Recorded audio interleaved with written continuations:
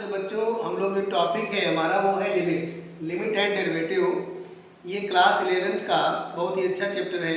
इसको 11th में भी पढ़ना है आपको और इसको इंटर में भी पढ़ना है। इसके क्वेश्चनों को लगाने के लिए आपको कुछ कंडीशंस को ध्यान रखना पड़ेगा। सबसे पहली बात यह है कि यहाँ पर मुश्किल से 3 या 4 प्रकार के क्वेश्चन होते हैं। ध्यान इसमें आपको ये रखना होता है कि जब इसके क्वेश्चन आप लगा रहे हो तो न्यूमरेटर में इन्फिनिटी नहीं आना चाहिए, डिनोमिनेटर में 0 नहीं आना चाहिए, बाकी आपको कोई प्रॉब्लम नहीं। फर्स्ट टाइप का क्वेश्चन आपके पास है। यहाँ पर अगर आपके पास लिखा है लिमिट x टेंडिंग टू 3, इसको पढ़ते हैं limit x tending to 3x + 3। तो जब तक अपॉन में कोई भी क्वेश्चन नहीं है तो यहाँ पर रूल ये होता है कि डायरेक्ट आपको x की जगह पे 3 पुट करना होता है। जैसे लिखा है limit x tending to 3x + 3। तो इस क्वेश्चन को सॉल्व करने के लिए हम क्या करते हैं, जहां पर x है वहां पर हमको क्या रखना होता है, 3 रखना होता है। We have to put 3 at the place of x। तो अगर यहाँ पर आप 3 पुट करते हैं तो आपको आंसर क्या मिलेगा, 3 + 3 = 6। तरीके का ये भी एक क्वेश्चन है। यहाँ भी आप सीधे वैल्यू पुट कर सकते हो, लिमिट x टेंडिंग टू 4। अब यहाँ पे क्या करना है आपको, ये क्वेश्चन आपका देखिए थोड़ा सा फ्रैक्शन टाइप का है, 4x + 3 / x - 2। यहाँ पर हम क्या करेंगे, x की जगह पे 4 पुट करेंगे। देखिए पुट करिए तो you will get 4 × 4 + 3 / 4 - 2।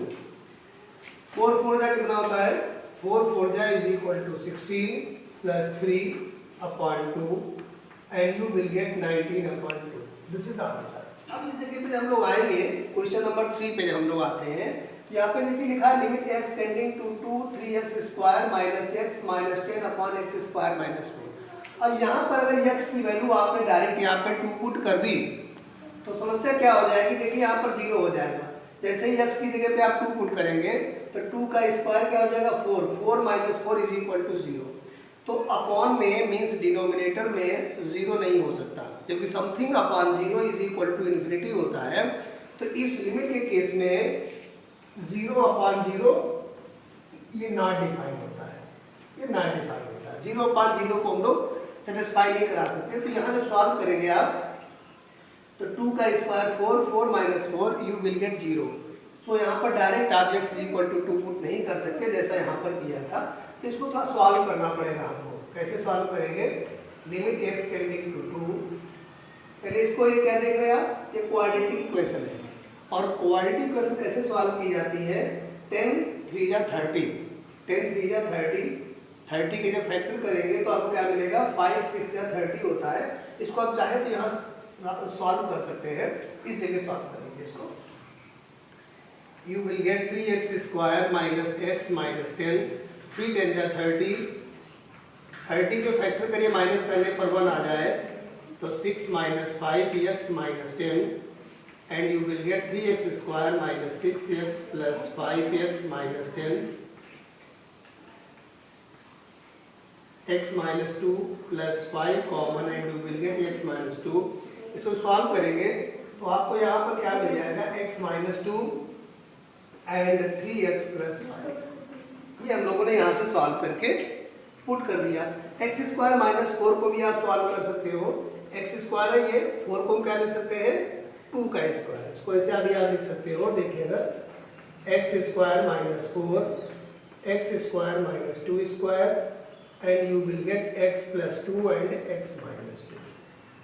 ये वैल्यू यहाँ पुट कर दीजिए, x + 2 x - 2, x - 2 x - 2 cancel out हो गया आपका। अब यहाँ जब आप वैल्यू पुट करेंगे तो आपको क्या मिलेगा, 3x + 5 / x + 2।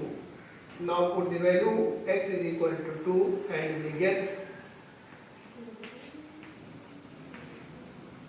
this = 6 + 5 / 4 11। कुछ इस प्रकार के आपके आते हैं।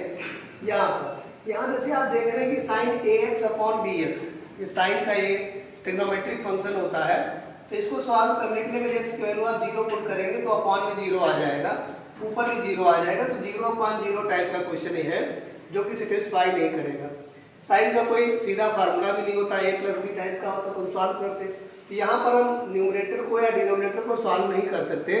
तो यहाँ पर एक कंडीशन आपको ये ध्यान रखनी पड़ती है, सबसे बड़ी कंडीशन है, ये ध्यान रखिए कि एक फार्मूला होता है limit x tending to 0 sine x upon x की वैल्यू 1 होती है। ऐसे ही limit x tending to 0 tan x upon x इसकी वैल्यू भी 1 होती है। तो जहां कहीं भी इस कंडीशन को आप सेटिस्फाई करा देंगे उसकी वैल्यू 1 हो जाएगी, या इसको सेटिस्फाई करा देंगे तो ये 1 हो जाएगा। कहने का मतलब है कि साइन के साथ जो चीज़ होनी चाहिए यहाँ पर वही नीचे होना चाहिए। अगर यहाँ x है तो x होना चाहिए, यहाँ 9 है तो यहाँ 9 होना चाहिए, यहाँ 90 डिग्री है तो यहाँ पे 90 होना चाहिए, यहाँ पे ax है तो यहाँ पर ax होना चाहिए। देखिए यहाँ पर ax है तो हम यहाँ पर ax लाने का प्रयास करेंगे। देखिए कैसे लाएंगे, साइन ax, तो यहाँ पर हम लोग ax लिख सकते हैं। अब देखिए हमने यहाँ पर ax बढ़ा दिया, तो अब हम क्या करेंगे, यहाँ पर ax हम यहाँ पर भी लिख देंगे। ax कैंसिल हो जाएगा, हमको फिर से साइन ax मिल जाएगा। ये हमने क्यों किया, क्योंकि ये वैल्यू हमारी 1 हो जाएगी। अब ax हमने लिखा था डिनोमिनेटर में, तो हमने ax यहाँ पर भी लिख दिया, बात सेम हो गई। bx बच रहा था तो इस bx को आप देखिए यहाँ पर x और x कैंसिल हो गया। अब यहाँ पर आपको क्या मिल जाएगा, ये जो वैल्यू आपकी इतनी है, इसकी वैल्यू तो 1 हो गई। इस फार्मूले से sine x upon x, sine ax upon ax 1 हो गया। और इस तरफ आपको क्या मिल जाता है, a अपॉन b। तो इसको जब आप सॉल्व करेंगे तो आपके पास आंसर हो जाएगा a अपॉन b। इस तरह क्वेश्चन लिमिट में है। लिमिट को लगाते समय एक बार मैं फिर से आपको बताना चाह रहा हूँ, आप हमेशा ध्यान रखिएगा कि न्यूमरेटर में 0 हो सकता है लेकिन डिनोमिनेटर में 0 नहीं हो सकता है, न्यूमरेटर में इन्फिनिटी नहीं हो सकता है, ये ध्यान रखना है। न्यूमरेटर में इन्फिनिटी नहीं हो सकता है, डिनोमिनेटर में 0 नहीं हो सकता है। बाकी इनके क्वेश्चनों को आप सॉल्व करिए, सॉल्व करने के बाद में लिमिट पुट करिए। बस ध्यान रखना है कि डिनोमिनेटर में 0 नहीं होना चाहिए, बाकी क्वेश्चनों को सॉल्व कर लेंगे। थैंक्स।